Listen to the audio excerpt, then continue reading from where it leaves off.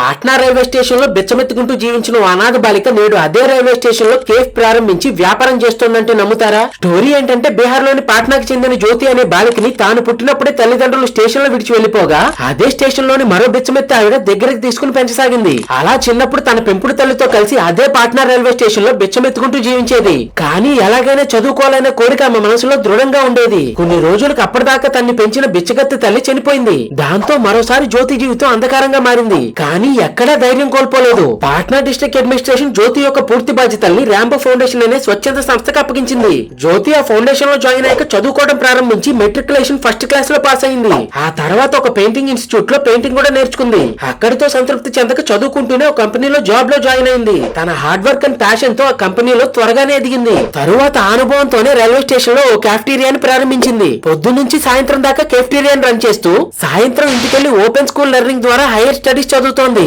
జ్యోతి గురించి మీరేమనుకుంటున్నారో కామెంట్ చేయండి.